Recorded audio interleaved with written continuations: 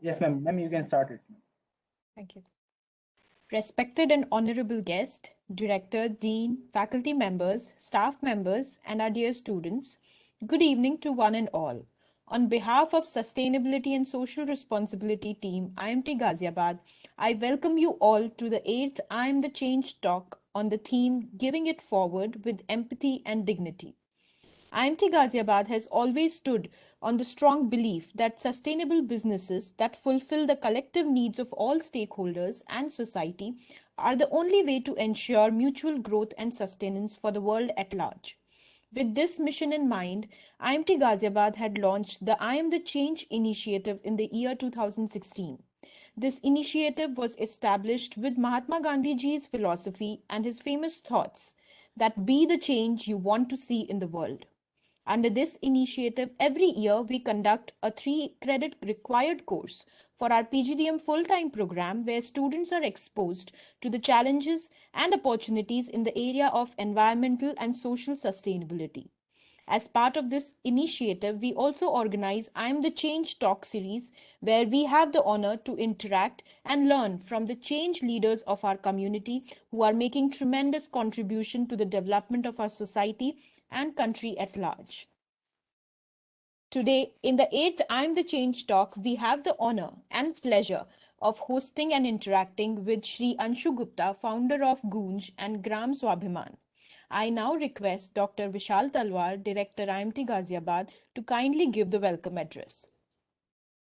Thank you very much, Professor Garima. It's an absolute pleasure. I was really looking forward to today evening at 5:15. The day Professor Kasturi mentioned to me that Mr. Gupta has agreed to grace us as well as talk about his mission. It is very exciting for us. Thank you, Professor Kasturi. Thank you, Professor Garima, and the entire team for being able to arrange this. And thank you, Mr. Gupta. An absolute pleasure to have you here. Having seen your videos, your TED Talks, the kind of mission that you have, it's just intense and amazing. As we all know, Mr. Anshu Gupta, he's the recipient of the 2015 Ramon Magsaysay Award.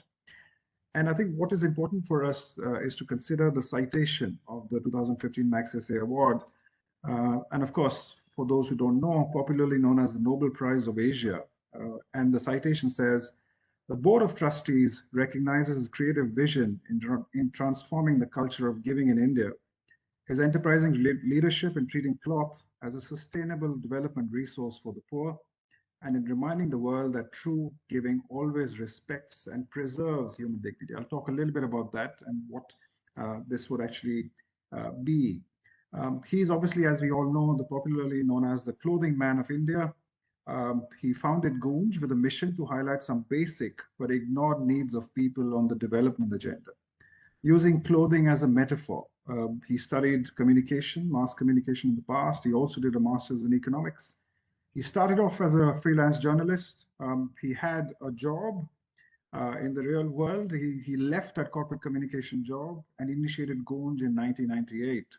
Of course, under his leadership, Goonj has grown tremendously. And the main mission is to turn urban waste into a tool to trigger large-scale work on various rural development issues. He's an Ashoka and Schwab Fellow for entrepreneurship. He's creatively and flexibly matching and seamlessly weaving urban surplus into the changing priorities and realities of rural marginalized communities. He has built the genesis of a parallel trash-based economy by creating barter between efforts of rural communities and urban surplus material as two new currencies. Under his leadership, Goonj has done massive disaster relief and rehab work plan in India, all across India, turning every disaster in a way into an opportunity to reach resources and attention to the most ignored communities. He's someone who's listed by the Forbes magazine as one of India's most powerful rural entrepreneurs. Mr. Gupta and Goonj have received a series of national and international recognitions on innovation, on entrepreneurship, on governance, and public service, including the World Bank's Development Marketplace Award, Changemakers Innovation, also the Jamnal Bajaj Award for Fair Business Practices. If it wasn't enough, he is someone who also launched and created a new journey of sorts by launching Swabhimaan, which was his inner yearning for a long time. He was obviously intrigued with the kind of narration that as a society we had built over the years about certain people, certain communities. The idea here is to make people realize that they're no less and avoid labels like Bechara or helpless, Besahara or destitute, and Garib as in poor to describe oneself. Over the years, a popular opinion has been ingrained into their psyche with continuous hammering that they're lesser or the one that possibly are lacking. A foodie, an entrepreneur, a thinker, a doer, an avid traveler, a photographer, and a journalist by heart, he's often seen penning certain prose and poetry, giving vent to his feelings and opinions on the issues that bother him about the world around us. Thank you, Mr. Gupta, for joining us today. Really looking forward to this talk, and thank you everyone for participating as well. Thank you. Thank you so much. Thank you, sir. I now request Dr. Kasturi Das, Chairperson, Sustainability and Social Responsibility, to please take the session forward and moderate the interaction with Shri Anshu Gupta. Thank you, Professor Garima. It's indeed an honor and privilege for me personally also to be able to have this conversation with Anshuji. And it so happens that it is happening at a time when today Goonj is celebrating its 23rd birthday. So I can't tell you enough that how privileged and fortunate I'm feeling that we are here celebrating Anshuji's work, Goonj's work, on a particular day when Goonj's 23rd birthday is here. So it's really, really such a great coincidence. So I would like to first of all congratulate Anshuji and team at Goonj and all the collaborators that have worked with Goonj for the phenomenal work you have been doing and the way you have reached out to the people, touching their lives, changing their lives, and making the world a better place to live in. So we, all of us here at IMT Ghaziabad, we wish you many more years of impact, much more impact. That is what we would like to wish you. I yesterday shared with our students your about your not only your profile but also about Goonj, the kind of work you are doing, your website, and I'm sure they would have gone through it. And students, you would have noticed that if you go through the website of Goonj and particularly Anshuji's page, you would notice that he mentions that doing good is everyone's responsibility. And I thought this particular quote resonates so well in what we believe in IMT Ghaziabad. And Anshuji, let me just take 2 minutes to share with you, just to set the context. This I Am the Change talk is part of the I Am the Change initiative on sustainability and social responsibility that we launched in 2016, as Professor Garima has already pointed out. Now, as part of this initiative, we launched a 3-credit course, which is a compulsory course for all our MBA students. So if you look at the vision and mission underlying the course, there are 2 parts of it. One is learning, that is most important, because we would like to see our students exposed to the real world, the world that they have not seen that much, they are not familiar with that much, and to also learn from the people who are unlike themselves. And the other part of the initiative is about the contribution. So through hands-on execution of social projects, working with our esteemed partners with whom we are working for this initiative, our students are undertaking very small social projects with very specific and well-identified objectives and deliverables. And through these, they are trying to reach out to the communities, to the people, trying to work with them, together with them, through looking through their lens, their problem, and trying to at least address some of their problems. So problem solving by working with people and making contribution in whatever little way they can. and also enjoy the, experience the joy of contribution. That is also one of the objective of the initiative. And I think, the reason we always wanted to have you on board is we feel that it is so inspiring for our students to actually learn from your life's journey, and also this resonates so well with what we are trying to do in whatever little way we are trying to do it. So that is the background. And unfortunately, I thought I'll start with the two video clips that I was going through your website and I could locate them, but I'm not sure. Let me give it a try again and Sure. request our IT colleagues if we can run those videos. Bhupendraji, could you please give it a try?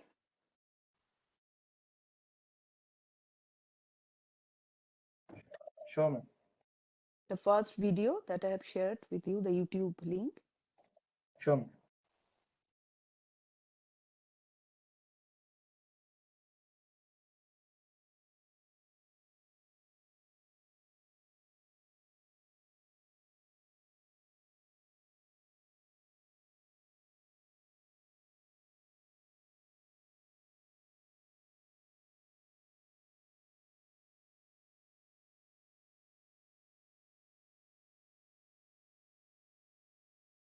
No, unfortunately, it's not audible. So what we will do is that we will share the links with the students, which I will do it right away. That is because, we, in today's world particularly, we are too much reliant on technology, and sometimes technology actually fail us. So No this is problem. So I think unfortunate, no but worry, no I'm worry. sharing in the chat Few here. lines, Yeah, yeah. Professor Das, whatever is there in this, I will uh, in the process, I'll just pick up and I'll narrate those lines. So don't worry. And then and Okay, okay. all of you can see the video later. No Yeah, worries. so, before taking it forward, I have shared the links with everyone, the video links, which you can take a look later. But I understand why Anshuji is saying this, because the first video, it is so unfortunate that we wanted to start with it. It is a beautiful award-winning film that has been made based on a poem that Anshuji himself has written. And I think, if I'm not mistaken, Mr. Tapsi Pannu is narrating the poem in Hindi, and it Yeah. has the English subtitle also. It's such a beautiful and impactful, very short video and film. So I would request Anshuji, before taking the conversation forward under the changed circumstances, could you please share with us a little bit about the vision behind the poem So and maybe the poem? Yeah. no, so I think what I can do is that I can narrate the poem at the end of it. I can decide that because I say the whole. I think it is like last to last year when this entire crisis started happening, the COVID crisis, and in March and April when we saw these lakhs and lakhs of people on the roads, fine, and in a very desperate situation, and the only thing they were asking for that is that they wanted to go back, they wanted to go home. And that was the desperation. And I think that was the time that fine, we were there on roads. We were trying to do whatever little we could, Uh, but there were a lot of questions. The questions were that what kind of society have we built?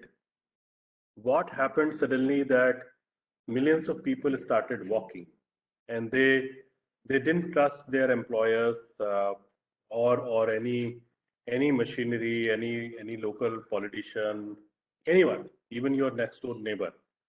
So at the end of the day, we built a society where the trust is not there at all. And instead of trusting people like us, who live in our own cocoon that all is well, people actually decided to walk hundreds and thousands of kilometers in the worst possible circumstances. Right? So there are this also, when you feel sad or very happy, and if you have a little bit of poet inside, the poetry comes out. I think that started happening with me, and I started writing something called Kovidi. Uh, so I'll recite it at the end of the session for sure, because it takes three and a half minutes. But I think, and it's not a very, very happy kind of thing, but very real kind of thing, that ultimately these guys are asking us कि भाई हमने आपसे मांगा क्या था, कि कम से कम एक बार हमको रोका तो होता, right? So I'll do it at the end of the session for sure. Okay.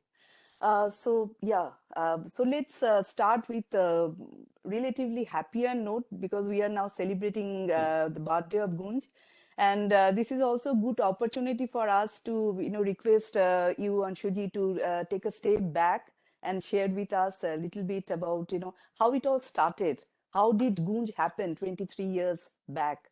Could you please take us through the journey of how it started? Thank you. So to be honest, nothing planned, no business plan, no formal understanding or learning about it. And in any case, 2 decades back, there was hardly anything available like Google and all that. And now it's a different sector where you talk about social entrepreneur, social whatever, and there are courses and all. I think in our case, to be honest, we didn't even think that we are actually forming an organization. Yesterday only someone was asking me कि अभी आपको लग क्या रहा है, ये 23 साल हो गए, it's been 23 years. And I said, I don't know क्या लग रहा है, because we never thought that we are going to create an institution which now has almost about 1,400 people, and we work in now parts of 28 states. But I think it started on a very simple thing where you think that there is a problem, and where you think that there is a solution, and you try to match it without knowing whether this is the solution. Okay? So I think my journey started way back when I came to Delhi, of knowing this country a little bit better, knowing people a little bit better, because I was coming from Dehradun, and Dehradun in those days was a very beautiful small town. As I often joke that we didn't even have red lights in that city. Now it has flyover and everything. So Delhi was big, and people on the roads begging was completely new to me. So many people staying on the footpath was new to me. I never knew there is something called migration, and this is how people from rural come to urban, and they go through miserable phase, and some of them settle down in slums, some of them, whatever happened. So everything was new to me. So on my Bajaj Super, Bajaj is an important part of life of all of us. Now that we've lost Rahul Bajaj, we know that. And just a couple of days back only we were talking about it. So I used to just sit on the red lights and see the life, that what is happening, nothing else. Everything was new. And with my little camera, I used to roam around in Old Delhi. And as Vishalji just mentioned that I am a foodie. So, and Old Delhi gives you the best possible golgappas and chaat and everything at a very reasonable price in those student days. I mean, because that time price also matters, and the taste matters in any case. And we're meeting with many people, and including an individual who used to pick up unclaimed dead bodies for the local police, and spending a few days with him, morning till evening. And the story, and the reality rather, was that he used to pick up the unclaimed dead bodies. He was paid 20 rupees 2 meter of white cloth per dead body. And I'm talking about 1991. I was just a student in Delhi that time. And I'm sure half of your students wouldn't have born in that particular year, maybe. No? And then you see that when I started covering all those operations with him, that in those week, 10 days, I saw large number of dead bodies of all kind. Because a lot of people come in search of job or in desperation to big cities, including Delhi, go through a miserable life before settling down. And many of them die due to hunger, due to lack of attention, cold, whatever. And then Habib Bhai used to pick up the dead body for the local police. That was the whole cycle. And spending time with him, and two statements which I'm sure many of the people here must have heard also. Habib Bhai saying that in winters his work goes up, and that then we find that in winters, in say every 24 hours in the range of 4 to 6 kilometers, 5 kilometers, he used to pick up 10, 12 dead bodies a day. In the summers, it used to be 4 to 5. So all of us will, feel that maybe the cold is killing people, but then one fine day after years, the realization that actually cold is not killing people, because if the cold kills people, even I would have died. So if someone is dying on the road and dies, that this person is dying, it is not just because of cold, but lack of clothing. And then Professor Kasuri, I think the worst, which I don't know if you must have heard it if you've seen the videos and all. His little daughter who actually said कि जब मुझे ठंड लगती है तो मैं लाश के साथ चिपक कर सो जाती हूँ. When I feel cold, I hug the dead body and sleep. It does not trouble me. It does not turn around. So that was one story in life, and many such stories. Not as gruesome. So 98, I was with the Scots, and all these things were bothering. And more importantly, I think to me, the black shoe and the tie was also bothering. I wanted to get rid of it. So that's how we just, with 67 units of personal clothing, me and Meenakshi, my wife, joined BBC that time. So we just started with that. Didn't know that this is how it will evolve, but yes, if we started, we'll do something big. That we knew, but it'll happen like this, we didn't know. So the journey of Goonj started with literally 67 units of personal material. Today we deal with hundreds of tons of material. Most important part is we didn't want to promote charity with the most charitable subject object, because we strongly feel that charity kills dignity of people, and without dignity you cannot talk about development in any case of anyone. And charity in any case is a with all the good intentions, is a good subject for the doer of it. But we never ask the person who received this charity whether that person really want to receive this charity or not. So that's how this entire cloth for work, which is also called dignity for work, came up. And suddenly, I mean, I'll not say suddenly, I mean, it took years. We actually became a very large rural development organization. So we dig well, we make roads, we make bamboo bridges, we create anganwadis, hundreds and thousands of absolute rural community as per need work in the remotest part of the country. The only difference is that instead of just the money, we are also using the second-hand goods, what we collect from the cities, in a barter system, you can say. So it is a revival of the barter economy, and it's also dignifying the entire act of giving. But that's the Aladdin ka chirag which we got in our life. Otherwise, to be honest, we didn't know that with old cloth you can even dig a well or make a road. Even in the pandemic time, we were able to make or repair about 300 kilometers of village road in India. This is one part of Goonj, which is the biggest part of Goonj. People hardly know. People only know about us that we collect or distribute clothes, which we actually don't do. Yeah, actually, I heard you earlier, saying that we are a logistics company. So you Also we a logistics, yeah.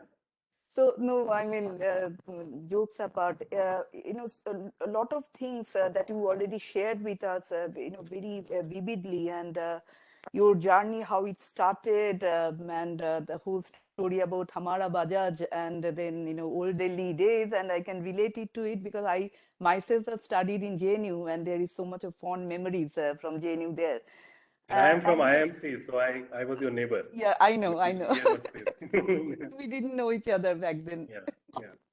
Okay, so you also mentioned, and Professor Talwar, when he was talking about your phenomenal work, he was also mentioning about dignity, and you also touched upon it, that how dignity is something like a guiding principle of whatever you do, as far as I am concerned, if I put it correctly.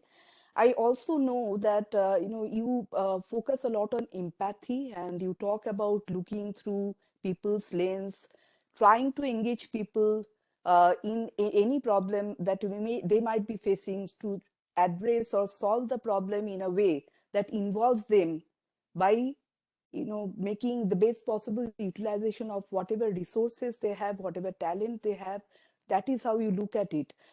So dignity and empathy, to my mind, are two very important guiding principles of the way Goonj and everything about Goonj works. So here our students are, trying in whatever little way they can to reach out to the communities and trying to work with them. And this year, for the first time, we're working online. And despite the challenges, we are trying to work and we tried also to convert challenge into a little bit of opportunity, in the sense that earlier, because the way our initiative happens is we work one particular day in a week, which is Saturdays mainly. And so we could not go beyond Delhi NCR earlier. We are in the 5th year of the initiative, but earlier we would be sending our students to the field and they would go only on Saturdays, and all other days they would be busy with all their courses. So there was no way for us to go beyond Delhi NCR. This year, since we decided because of the COVID scenario to go online, we have also been able to make use of this opportunity to reach out to more remote part of the country and villages where the problems I think much more complex, and opportunity to learn and also to contribute is much more. So in that context, it is so important for our students and all of us actually to understand your vision about why dignity and empathy are so important in any act of giving it forward. Could you please share a little bit on that? So I think what we need to be answerable for something, and the question which I've been asking all across is that we all have good intentions, okay, and large number of us are trying to do something good. But then what is that the things are not changing? Why are we failing so miserably in all the indexes? Why women is not safe? Why people are jobless in such a huge way? Why slums are growing? Why villages and those thousands of villagers every year, which are farmers, commit suicide, and it does not even now a news for us.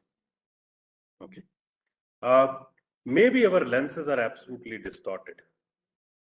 Maybe we will have to come out of this drama of just taking care of women on the Women's Day, which is coming on 8th March or whatever. I think it happens in March sometime. Maybe we need to understand that by distributing chocolates on our birthday, the country will not change. Right? I think that's the most important part, because I always call those things tokenism. It's better not to do all those things. Even when I volunteer, so suppose my daughter, there is a tutor and the tutor doesn't come, okay? I feel so bad about it, that how come the tutor doesn't come and all that kind of thing. But when I volunteer for the education in the slum, and I decide to go only when I have time, do I understand what kind of loss or harm I am making to the entire structure? Because that kid now depends on me for the volunteer. Why do I think that I can find the problem and I can find the solution? And these are tough questions. No one likes it, okay? Because I'm making a dent on myself, my thought process, my distorted lenses. So it hurts. Very simple. Right? So the fundamental question is that, who am I to say this is the problem? Why am I not looking at the problem through the lenses of people with whom I want to work? Right?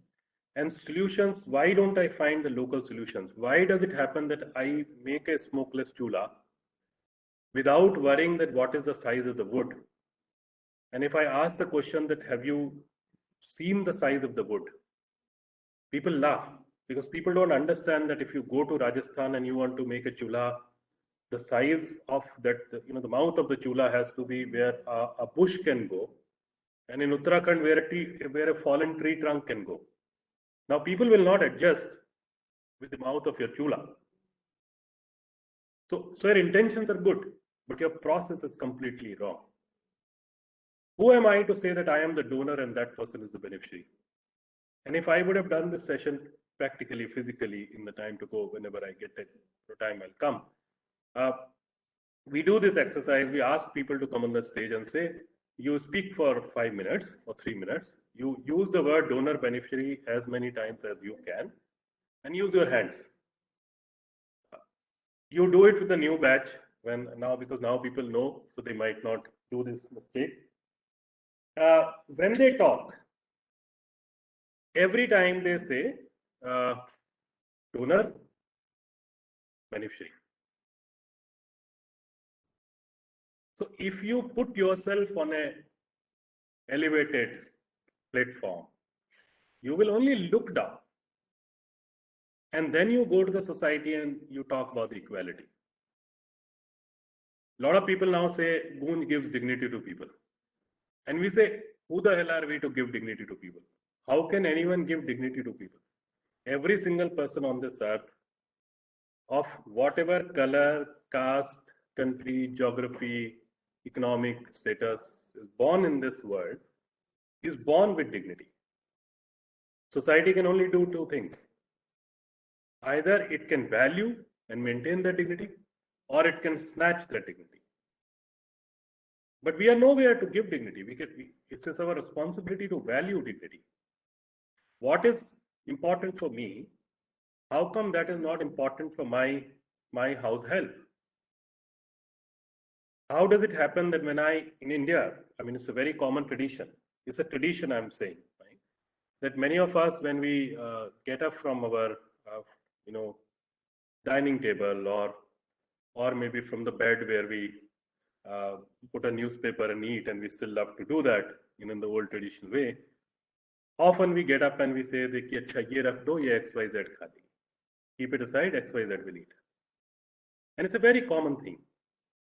So actually the person who is cooking for us, we are saying that person will eat our leftovers. And the 4-year-old kid or 5-year-old kid who is sitting there and who is looking at it, for that person, that is the learning.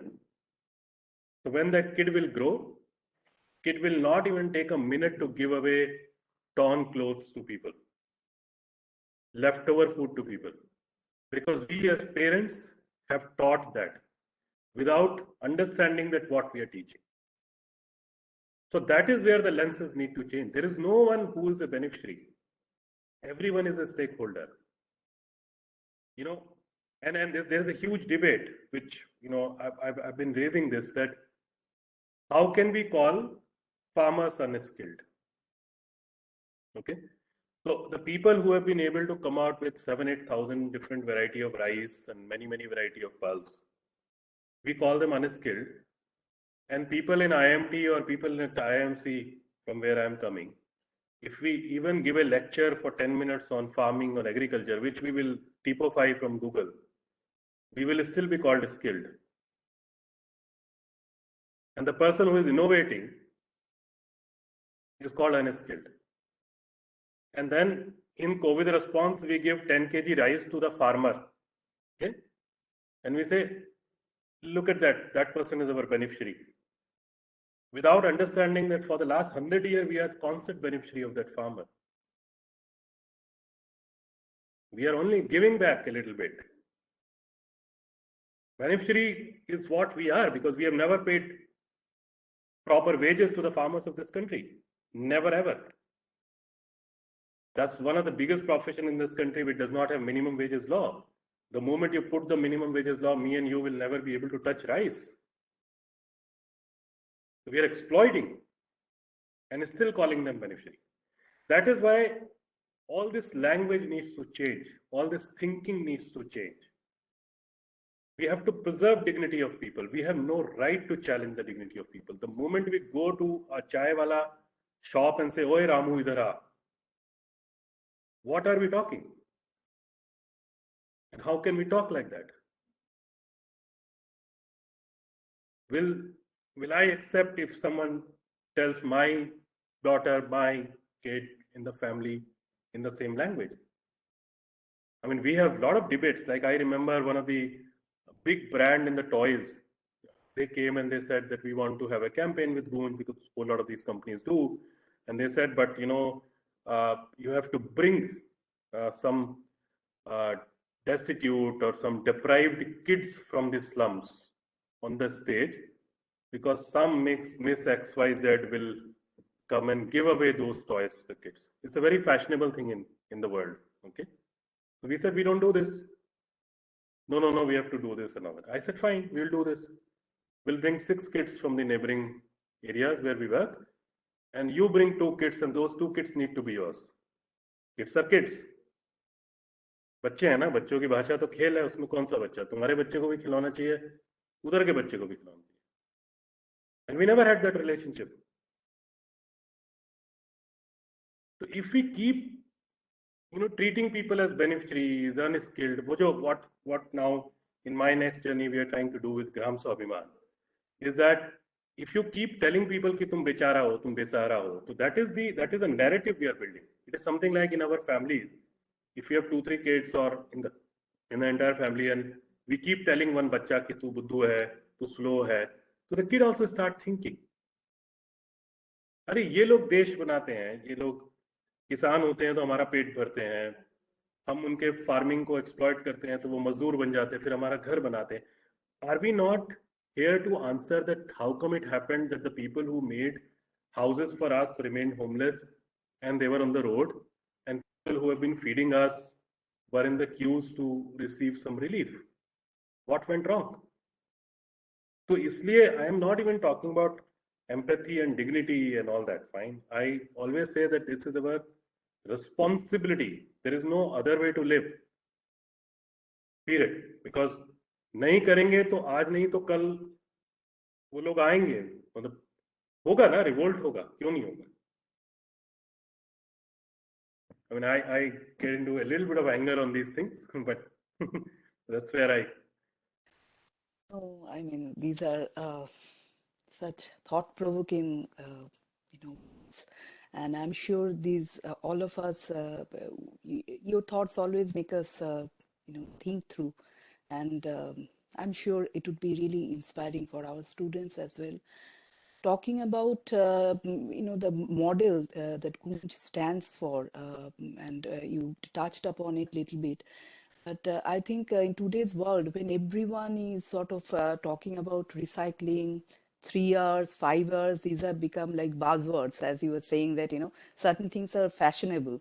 So the recycling also has become very, very fashionable. I'm not being sarcastic here, but it also so happens that people are also trying to, portray themselves as they are so doing this, doing that on recycling. Now here you have Goonj, which has come up with a very unique, innovative, homegrown model. And way back in 1998, 1999, which I think is a unique model of recycling where, as Professor Talwar was mentioning, that you take the surplus or the unused materials from the urban India, and in today's world when these unused materials are actually piling up and creating a huge environmental challenge. And you are taking these, since then you have been working on it, taking these materials back to the rural India, undertaking, involving the communities, various development work based on their needs, involving them in the process, and using those unused materials from the urban areas as currency for paying them off for whatever work or the development they have been doing, which I think you call it an alternate currency, and which is, to my mind, is a very unique model.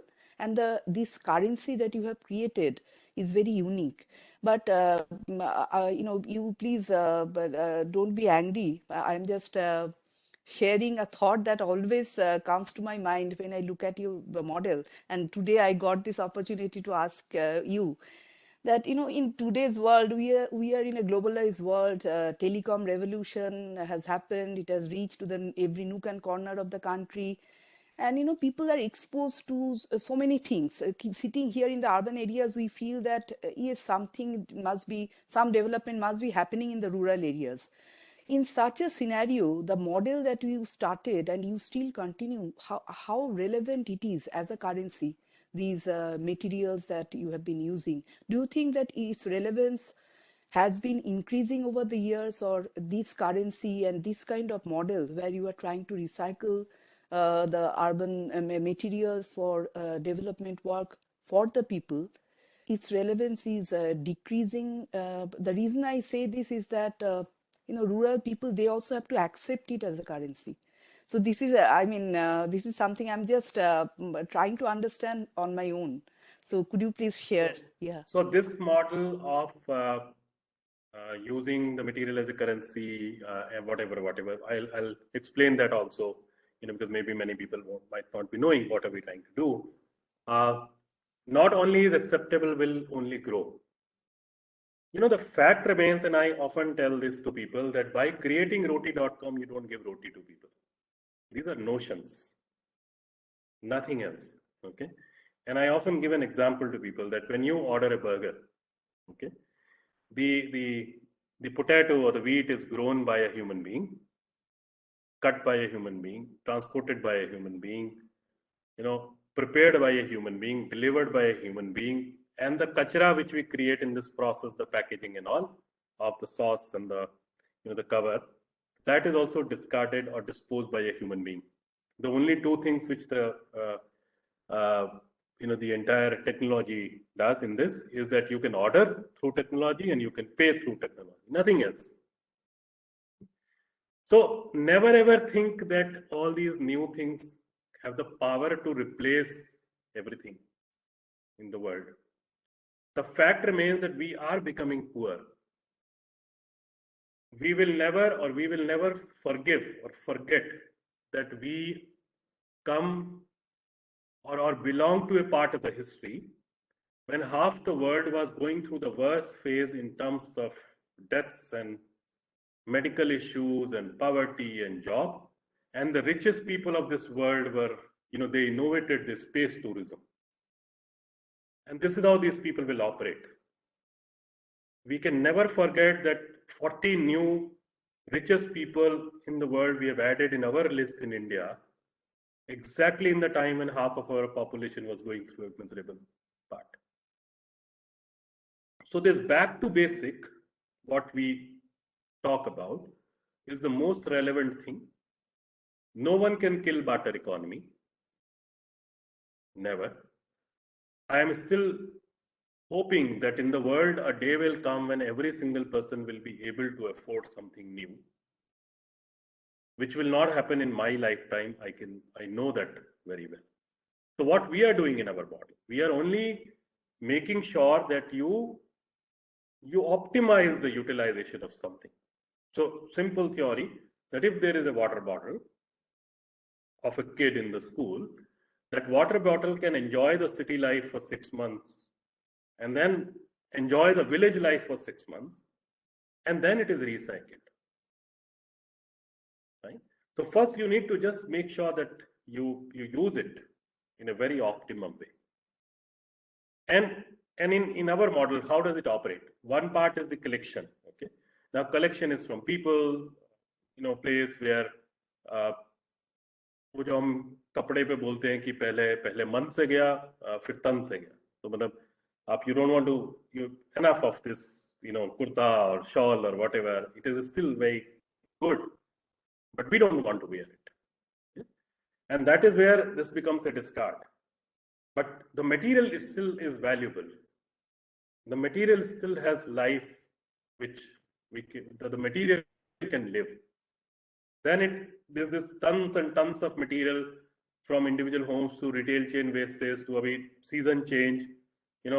Because of the kind of margins people have, people will not store those material in these chains or retail chains also. So after winters, that material becomes a burden often.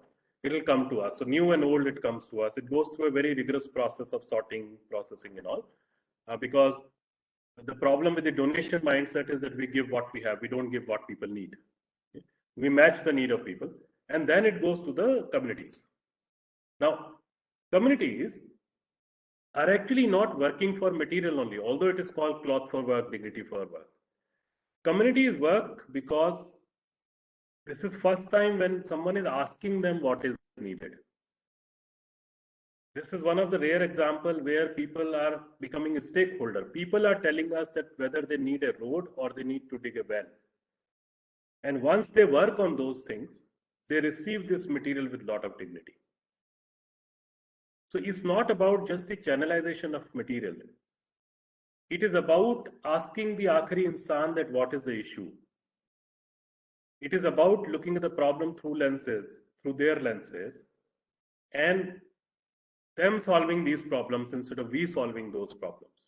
Like, मेरे खानदान में बहुत सारे लोग हैं of IIT Roorkee. Right? People say that almost 20-22 pass outs in my earlier generation.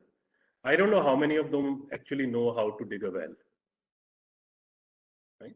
But the local communities out there exactly know how to dig a well. So we're using that wisdom. And with that wisdom, they're solving their own problem. And then in barter, they're getting this material.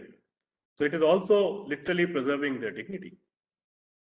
It's not challenge, because if I give 2 shirts to someone tomorrow, I go and say, "Ye shirt meri hai," the person will say, "Yes, it is yours." But if a person is making a road or digging a well for his or her own village, I give 2 shirts and I say, "Meri hai," the person will say, "It might be yours, but I want it." That language is changing. So for us, this material is not only material, but it's a tool to trigger a lot of things in the entire process. And that's why it is sustainable. That's why it will go on. And that's why it is more acceptable. And unfortunately, Prof, after the COVID, it will be much more acceptable, because the COVID has spoiled, in many cases, 2 generations of hard work. I am sitting here and talking in more than one language, and I could study in IMC or did my PG because my father and my mom sacrificed somewhere. They didn't buy a car. Because in the middle class families, I mean, middle class, obviously there are 100 different kind of middle class, but in our kind of middle class, when the one generation sacrifices, the other generation grows. And look at the COVID. People who sold their land so that their kids can study, now they cannot study because of the entire distortion in the education system and all that. And the land is already sold. So even once that generation is over, this generation is going to be, facing a lot of problem. So this is unfortunate. And I know that this kind of model of parallel currencies, additional currencies, which are seen with the lenses of dignity, where we make people a stakeholder, will be much more successful, because this is the need of the hour. And it's not just about India. I mean, we talk about India because India is our Karm Bhumi, but this is half the world. Thank you for that sharing those thoughts. Really inspiring. And that brings me to the next question that I'm having in my mind. I was going through your website, and you very prominently tell this, and I have heard you talking about it also, that you tell people that come replicate our model, and if you are going to replicate, then tell us, we are going to support you. So I mean, it's really, really inspiring. And what is the vision behind that? Don't you think that, that way, I don't know. I mean, Goonj is known for its unique model. And in today's world, I am being, devil's advocate here. And in today's world, we always talk about competition. We are in this rat race and all that. And here you are talking about collaboration, co-creation, and scaling up that to involving others who might be willing to replicate your model. So, could you please share that vision? It's so important for us to hear that. Dekhe, we all have got one life. Number one, okay. मैं थोड़ा philosophical. Let me just do this. So, 98, when I was leaving my job with the Scots, and that time, a whole lot of things were happening. So I just did a small calculation, and I said the beautiful institute next to JNU, IMC, where I studied, I said I only paid a few thousand rupees. Okay, I don't know how many thousand. And ideally, the fee should have been 50,000 or 100,000 rupees, even in those days, because the kind of facility, beautiful hostel, beautiful campus, everything we had. Then I said that, okay, if this fees was 30,000-40,000 rupees, was it possible for my parents to pay? The answer was no, right? Because you come from a very honest middle class family, and where by the time I did my 10+2, I had already changed 7 schools because my father was an honest government officer. So he used to be transferred very, very frequently to the remotest possible, like Chakrauta, Banbasa, which before Google people didn't even know कि वो होते हैं जगह पे. So that was the day when I realized that I am actually the biggest product of subsidy of this country. Right?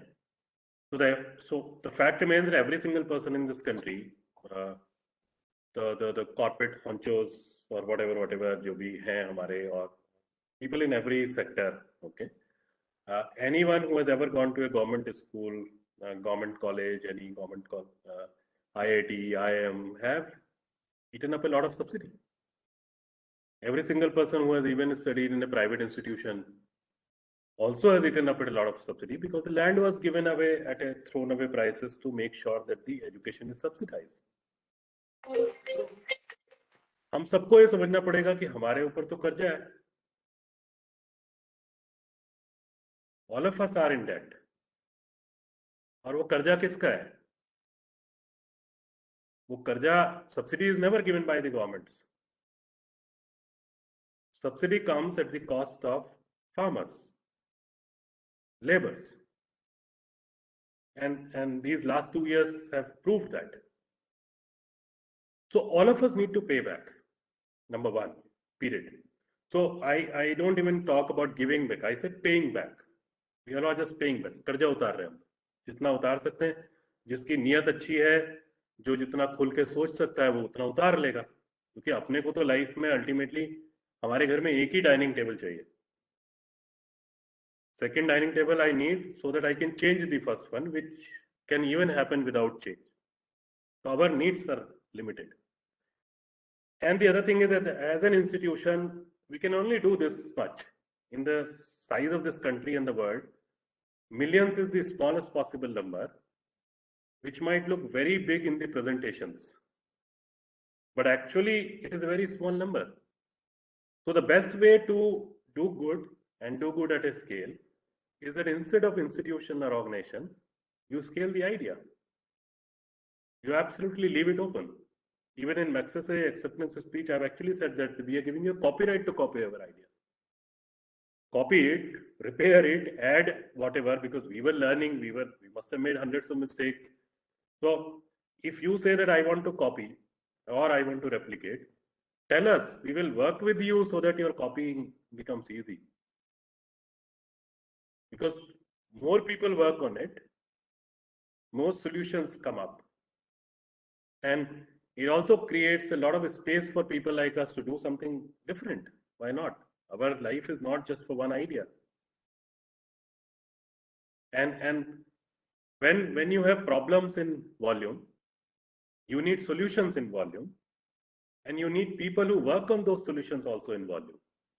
There's nothing like either or. मुझे तो ये intellectual debate समझ ही नहीं आते कि अच्छा है कि वो अच्छा. तुमको जो भी अच्छा लग रहा है तुम कर लो ना.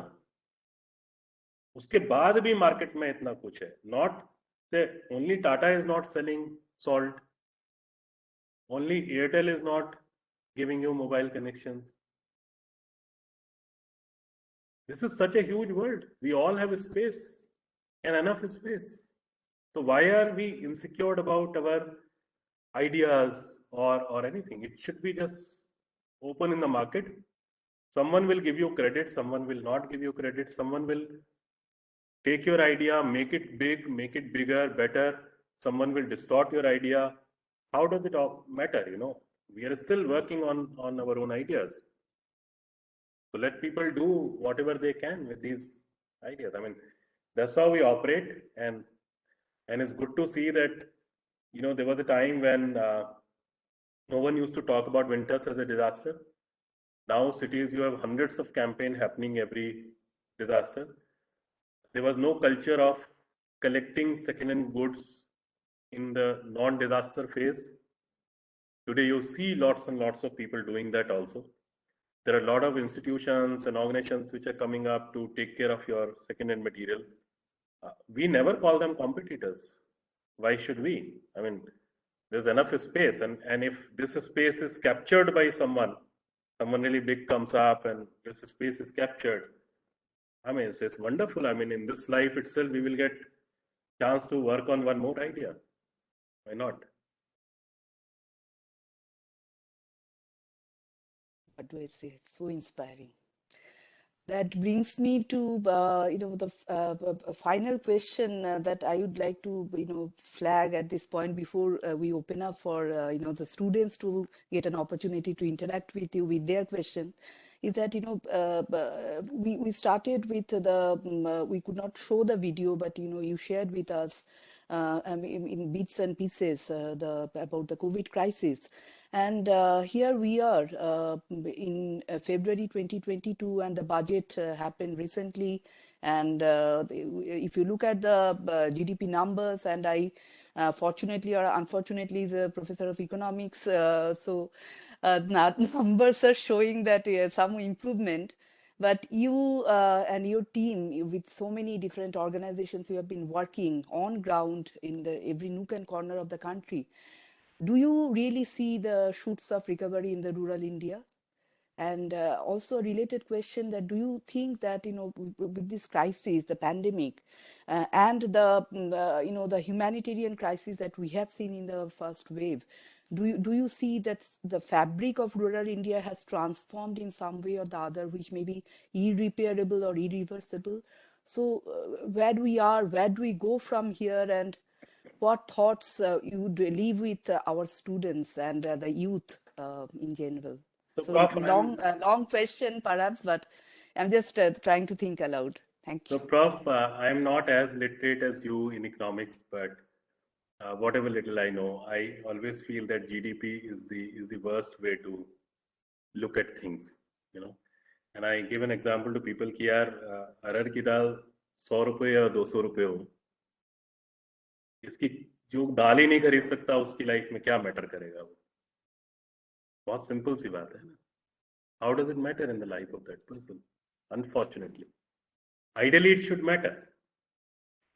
But when we are not thinking about half of our population in the world and we are still projecting whatever, so across the globe, this is how it happens. Right? So I'm not saying that the improvement will not happen in the world, and I'm not talking about India right now, because this is a global trend where the pandemic has affected economies in a very, very big way, and it'll take its own sweet time, to come back, to bounce back.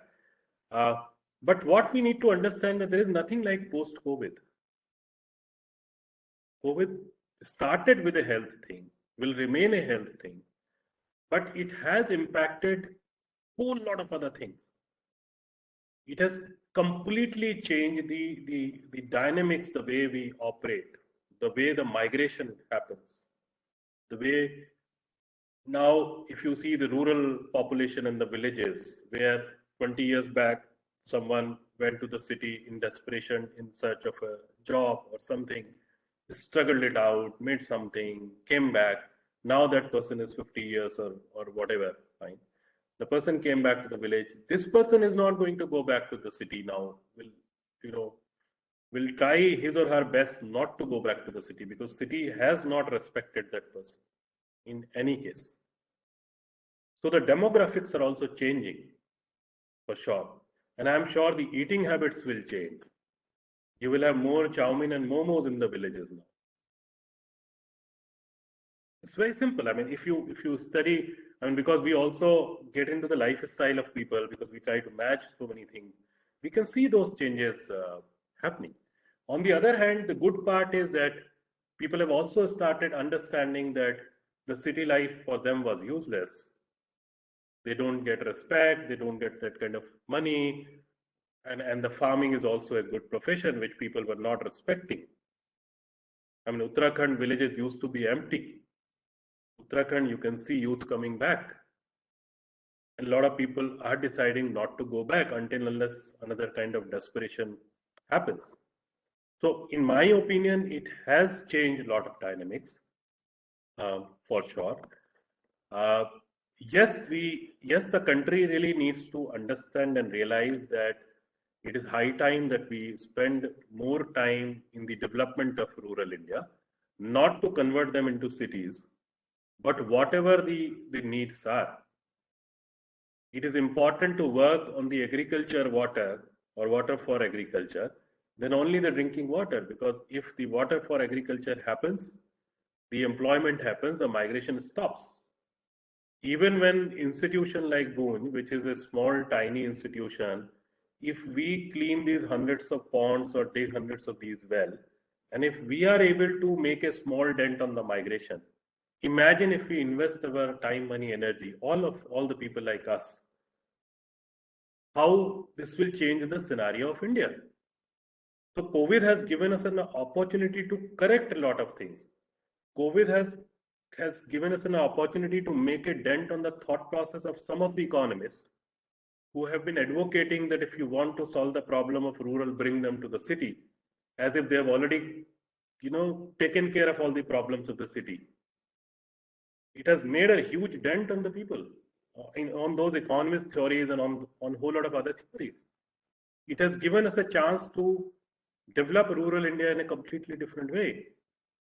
I mean, why are we so worried about treating malaria? Why don't we kill the mosquito? It's a good chance for us to spend more time, more energy, more money. I'm repeating again and again, to go back to the roots. People will not migrate because gone are the days when the migration used to be by choice.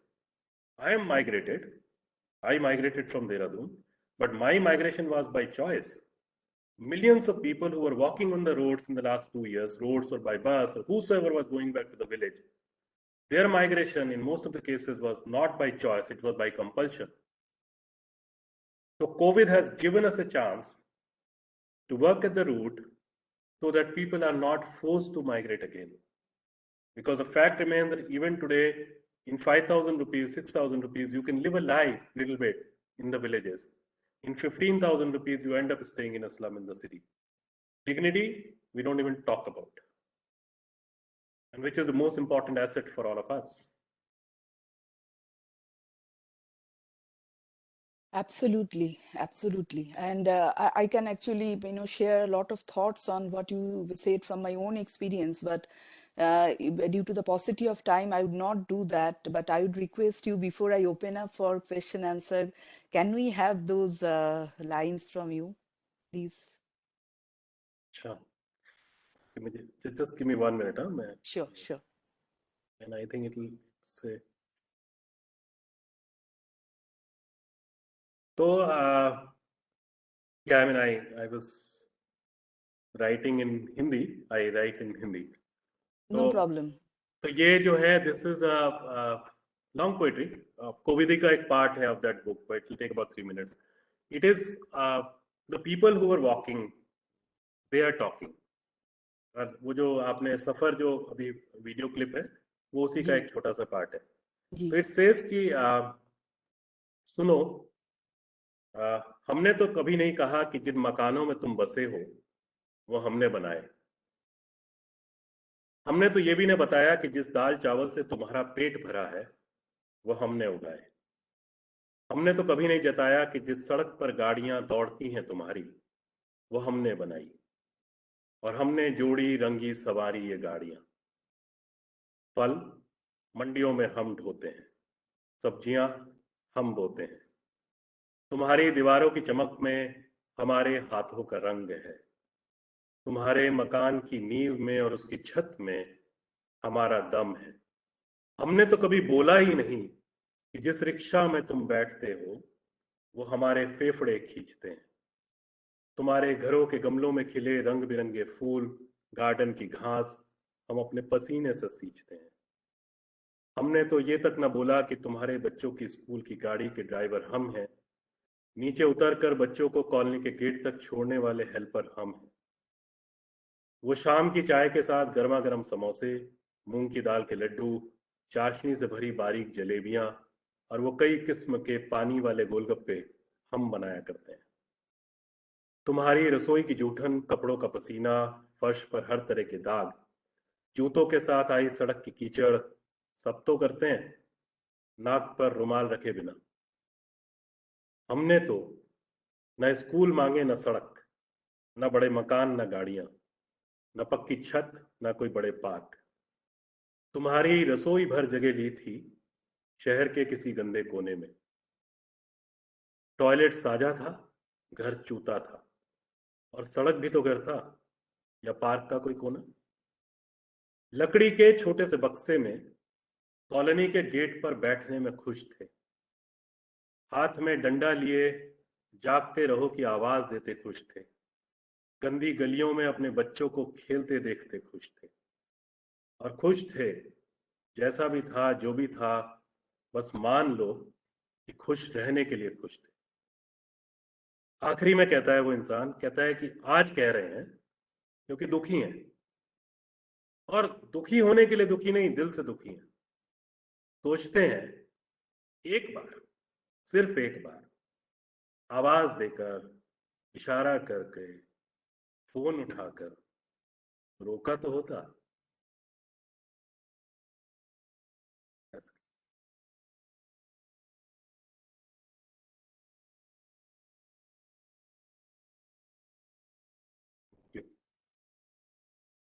Request Professor Garima to take it forward for the question answer, please. Thank you Sir. so much. Thank you, ma'am. Thank you, sir, for sharing such a emotional journey of yours and also of Goonj, and sharing your inspiring thoughts with us. We are now open for questions from the audience. I request everyone in the audience to please write their questions in the chat box or in the Q&A section.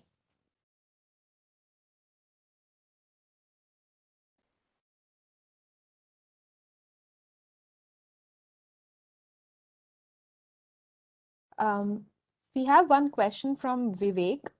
He says, Green by Goonj is an initiative for upcycling under and non-utilized products. Can you provide more insight into this program and the impact it has created? So we call it cloth-based employment because we feel that a large number of things can be created by the waste clothing. I don't know how many of us know. We all know that textile creates a lot of pollution, okay, in the process of making it, or by dumping it in the landfill sites and all that. But एक चीज जो I think many of us don't know, that textile also is one of the biggest polluter when we use it as a fuel.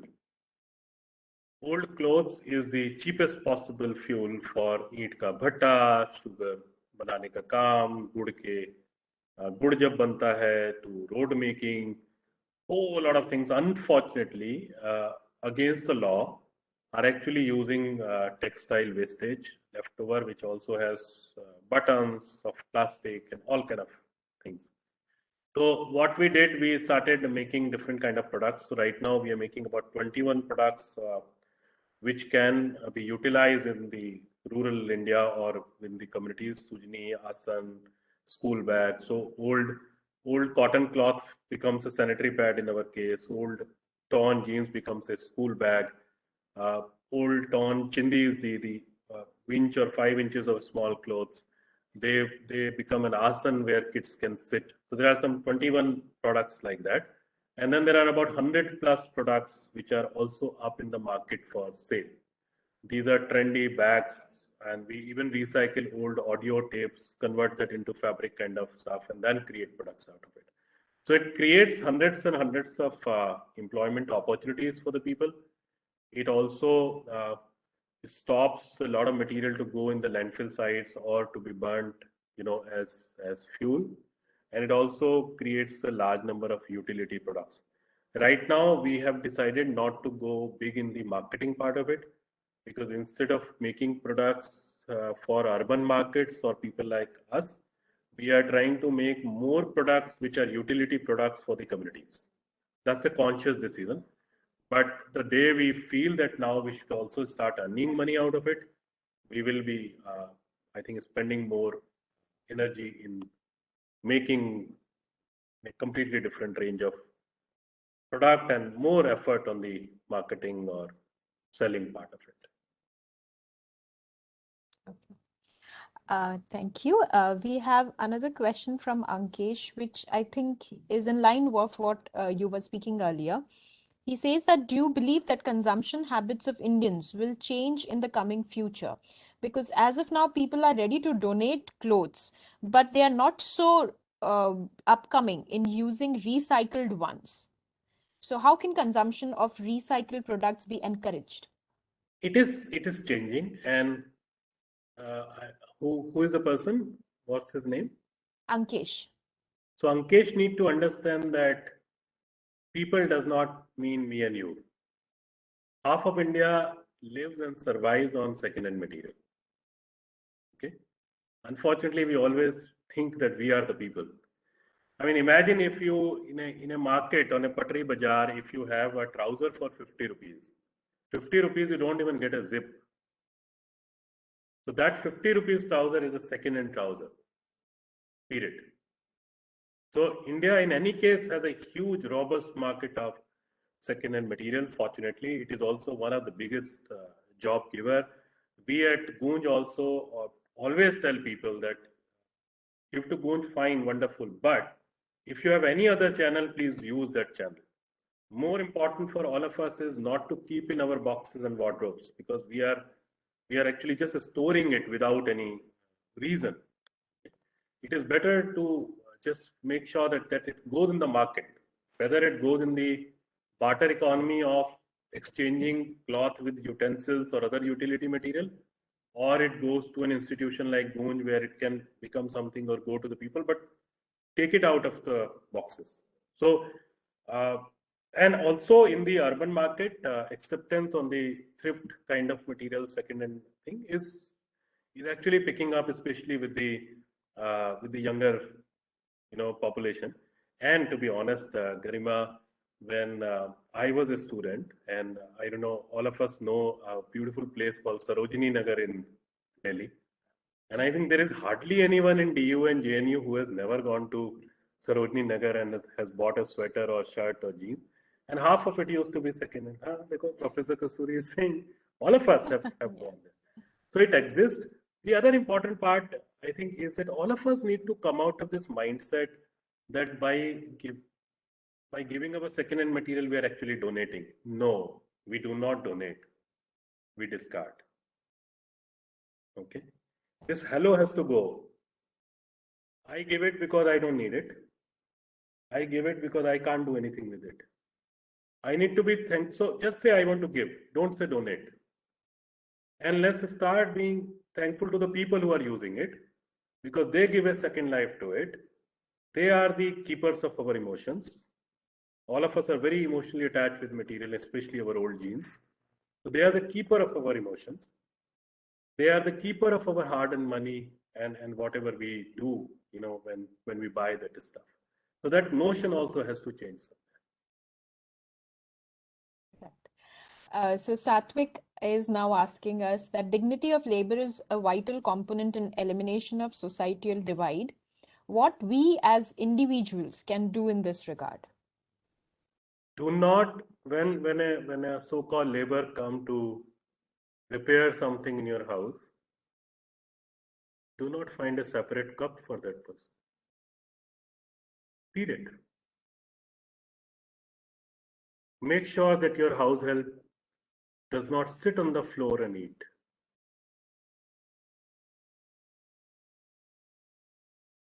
These are we think these are small things, but unfortunately we are not working on ourselves. So dignity, वो जो कहते हैं ना कि भगत सिंह वो पड़ोस के घर में अच्छा लगता है, अपने घर में नहीं लगता. वो अपने घर से शुरू करना पड़ेगा ना. पहले I need to look back at my behavior. How do I treat people around me? How do I treat a rickshaw guy?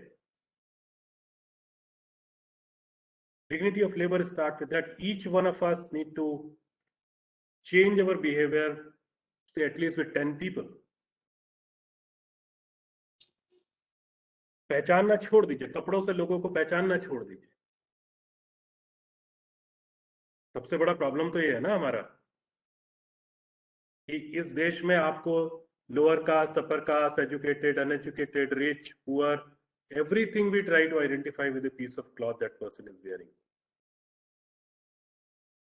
छोड़ दीजिए उसको, वो बहुत टैलेंटेड इंसान हो सकता है, हमारी डिग्री से बेटर प्रैक्टिकल एजुकेशन हो सकती है उस इंसान। तो वो चेंज पहले हम लोगों को सबको अपने अंदर लाना पड़ेगा, अपने डिस्टॉर्टेड लेंसेज को हटाना पड़ेगा। हमारे घर के आसपास जो लोग हमारी जिंदगी से जुड़े हुए हैं, चाहे वो रिक्शा वाला हो, चाहे वो छोले कुलचे वाला हो, चाहे वो जो बच्चा जो डिलीवरी करने आ रहा है हमारे घर में सामान, आजकल हम सब लोग घरों में बैठे हुए हैं, चाहे वो ये जो ग्रोफर्स और इनके डिलीवरी के लोग आते हैं, the way we behave with them often, I think that behavior needs to change, and more importantly, we have to change our behavior with the person who is coming and picking up our garbage. मेरी कैसे हिम्मत होती है कि मैं एक खुला हुआ सैनिटरी पैड उसमें डाल देता हूँ? कैसे हिम्मत होती है मेरी? मैं क्यों नहीं फूड वेस्टेज को अलग कर सकता? अपने घर के अंदर क्या जाता है मेरा?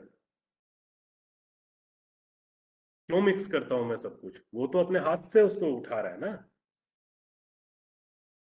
तो डिग्निटी ऑफ लेबर मेरे घर से शुरू होती है, मेरे व्यवहार से शुरू होती है। बाहर मैं सिर्फ बड़े बड़े बातें कर सकता हूँ, मेक श्योर कि जिसको आप ला रहे हैं उसको आप मिनिमम वेजेस देंगे। आपको सबको पता है कि कहाँ पे कितनी वेजेस है, और क्या करते हैं उस बंदे की 600 रुपये मिनिमम वेजेस होती है, हम 500 देते हैं। ऐसा क्या बचा लेते हैं हम, और क्यों बचा लेते हैं उस 100 रुपये के? जब आप उसके वाइट वॉश के मटेरियल में इतने 10,000 रुपये लगा सकते हैं, तो उस लेबर की जो कॉस्ट है 500 रुपये या 600 रुपये, वो उसको क्यों नहीं मिलती है? पेंट तो हम बेस्ट पॉसिबल लाएंगे, बट उसकी लेबर काट लेंगे। जहां पे करेक्शन जरूरी है तो अपने आप फिर आपको फिर बाकी सोसाइटी के बारे में सोचने की जरूरत नहीं है, क्योंकि आपका बिहेवियर चेंज होगा, आपको देख के और लोग। Absolutely. I think little things will add up to so many greater changes.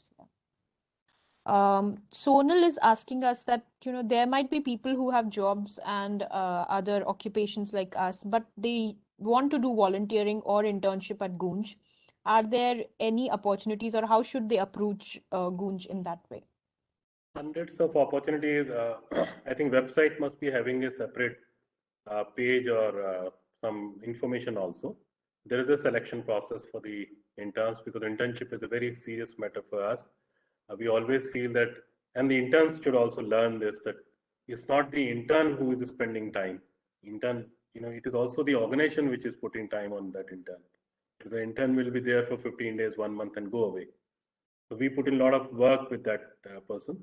So there is a selection process, but any given time we have large number of interns working with us now in the virtual way, and also in a mixed way where you have virtual and actual, and also otherwise people come physically and work with us. So if you find a link on goonj.org, wonderful. If you do not find, just write a small mail on mail@goonj.org, and within 48 hours, people will respond to you. That's very helpful. I'm taking advantage of the platform, and the last question from my side, if you allow. Please. So do you think corporates are doing enough? And what do you think is the way forward for corporates to develop and create a more sustainable environment overall for the world at large? Do it in a way that you don't need to spend 2%. 98% को ढंग से कर लो ना, इज्जत के साथ में, सोच समझ के, तो 2% के लिए फिर करना नहीं पड़ेगा। तो ये सवाल तो आप कॉर्पोरेट से पूछा करिए।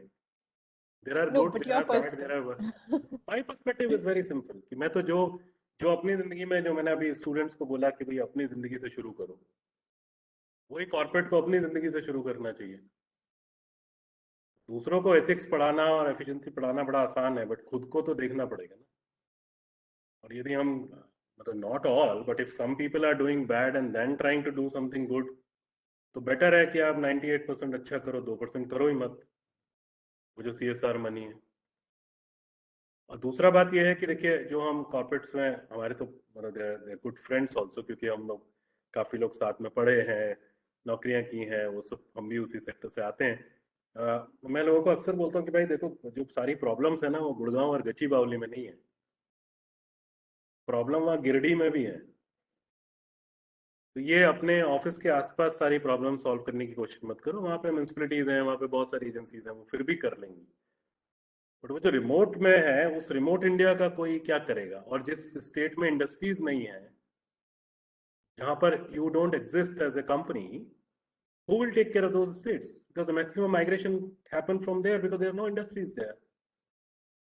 So that is where the corporate India need to pitch in. And they can, because CSR Act is also very flexible. And the fact remains that CSR Act is very new tool in this country. Before CSR Act, hundreds and thousands of companies were doing wonderful and amazing job. They have been doing. So let's not look at the corporate work also with the CSR angle. उसको किनारे कर दीजिए. They need to go as remote as possible. They need to go and work on the issues which are absolutely unaddressed. I mean, हम लोगों ने last year in the COVID phase we came up with a vertical called missed out communities, right? And the whole thought about that is कि भाई there are hundreds of communities, like if you talk about people with disability, people with leprosy, sex workers, transgenders, many communities, which in any case need a little bit of a special attention even in the peace time. But when the economy is pushed, when the people who were getting 2 meals a day are facing troubles, what happened to these communities? Now imagine India has about 800 colonies of people with leprosy. It is still one of the biggest reasons for permanent disability, and no one knows about it. We don't talk about it. And we have the stories where people even used kerosene or phenyl on their wounds because they didn't have access to the ointment or a bandage. Because all of us in the first phase were talking about food. In the second wave, we were only talking about oxygen ventilator. And they don't need oxygen, they don't need ventilator right now. Their problem is a simple cotton bandage. So a whole lot of individuals and institutions, including corporates, always need to really look deeper. It's not just the subjects which are visible. I do a series of lectures on when I say that look beyond, see invisible. That's what institutions can do a lot, and all of us individuals also can do a lot. And if we have responsible individual, we will have responsible institution. Simple. Thank you. And thank you for sharing your valuable and thought-provoking inputs. And as we inch closer to the end of our program, before we close, I would request now Dr. Amit Sareen, Dean Academics, IMT Ghaziabad, to kindly deliver the vote of thanks. Thank you, Garima. I hope I'm audible. Yes, sir. Yes, yeah. Okay. So thank you, Mr. Anshu. It was such a great and thought-provoking lecture. I was just almost listening non-stop in spite of calls, etc. coming. And I do share a linkage with you in the sense that I'm myself from IT Roorkee. So you were mentioning that many of your family members are from Roorkee. Yes. So there is a connection there. So that was nice to know. Also, the concept of dignity, charity, and empathy, you so beautifully explained, to all of us. It's so important, because charity has become a bit fashionable and people want to do that. And sometimes it has become a photo opportunity or a Facebook moment, So while it should be something much more deeper and much more, sort of to lift others rather than just be sort of fashionable, and the concept of empathy, of connecting with the person, and the concept of dignity, so, and dignity begins at home, I would say, and with the way you are treating others, and I have a concept I thought I'll just share with you. It's about sort of a bit vague, but I many times I think, that if astronauts are looking at outer planets and stars, they are desperately hunting, the Mars probe is hunting carbon chains in water for a sign of life. If suppose they get few carbon chains, they'll be just amazed as if they've discovered something, While if someone else from another universe or another part of the universe is looking at Earth, they are looking at each human as a billions of carbon chains and water and everything, that amazing concept of life. And if you ask from that person to value a human life, I would say that would be at least $1 billion. So if I am a billionaire and even the rickshawala is a billionaire, how much I own more than that person would be just $1 million or $2 million more or $3 million. So that maybe I'm richer than that person by 0.1%. That's it. So as soon as you start looking at another person who's a human being, and as a billionaire himself, because that's the value of human life, it's an amazing thing in this universe, then you start valuing that person. And also the kind of dignity you give to anyone who's working around you actually is very beneficial, because then the input and the productivity, everything also increases. Their trust increases, they put their heart into the job. So that is, something more, and it's a sort of such a positive thing to happen. You give dignity and you get dignity and you get all the positivity around it. So beautifully, this concept of dignity has been explained, and of course, you have worked on this concept. Yeah. So yeah, and all our students are there right now, and I'm sure they must have been totally inspired by you. So thanks a lot. Thank you. Thanks for coming, and it was just a great lecture. Thank you so much. Absolutely. Before we close the session, I would also like to express my heartfelt gratitude to Shri Anshu Gupta for joining us today, talking to us with all his heartfelt, feelings. And I would also like to thank all the people who have envisaged and put together this memorable talk, beginning with the director, dean, our SSR committee, and team members, faculty, officers, staff, and our students. I want to thank each one of you for your constant support and your participation today. Wish you all a very good evening. Thank you, everyone.